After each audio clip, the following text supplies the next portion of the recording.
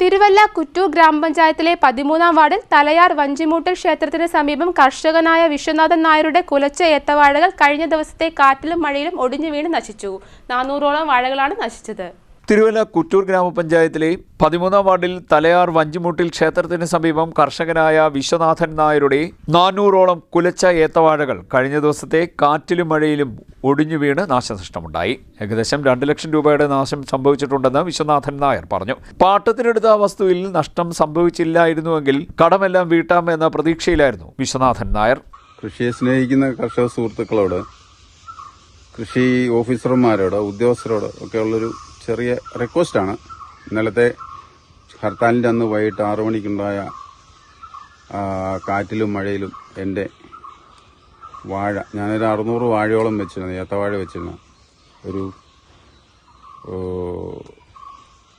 600 വാഴയിൽ ഒരു 10-12 എണ്ണം നിൽപ്പുണ്ട്. ബാക്കി എല്ലാം കംപ്ലീറ്റ് അതെല്ലാം കൊലച്ച് 1.5 മാസം കൂടെ കഴിഞ്ഞു കഴിഞ്ഞാൽ നല്ല വില കിട്ടേണ്ട. കാരണം ഇപ്പം വേനൽകൃഷി ആരുടെ ഇല്ലാത്തത് കൊണ്ട് നല്ല വില കിട്ടേണ്ട ഒരു സാഹചര്യമായിരുന്നു. എല്ലാം പോയി. എനിക്ക് വിളഞ്ഞ് കൊല കിട്ടുവാണെന്നുണ്ടെങ്കിൽ ഒരു 4 ലക്ഷം രൂപയിലും വിറ്റ് വരേണ്ടതാണ്. ഇപ്പോൾ എനിക്ക് മുടക്കം ഒരു 2.5 ലക്ഷം രൂപയുടെ അടുത്തുണ്ട്. ഒരു 20,000 രൂപ മുടക്കി വെള്ളമില്ലാഞ്ഞിട്ട് ഞാനൊരു കുളം കുത്തി. എല്ലാം പോയി. പ്രതീക്ഷകൾ മൊത്തം നശിച്ചു.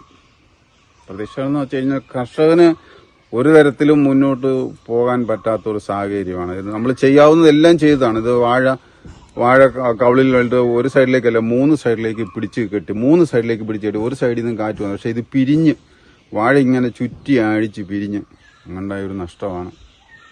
നമ്മൾ സഹിക്കുക. വേണ്ടുന്ന സഹായങ്ങൾ കൃഷി ഓഫീസറുടെ ഭാഗത്തുനിന്നും സർക്കാരിന്റെ ഭാഗത്തുനിന്നും ഉണ്ടാകും നമ്മൾ പ്രതീക്ഷിക്കുന്നു. എന്നാൽ ആ പ്രതീക്ഷയ്ക്ക് വിരുദ്ധമായാണ് വിളകൾ നശിച്ചിരിക്കുന്നത്. CDNet news, Kayamkulam.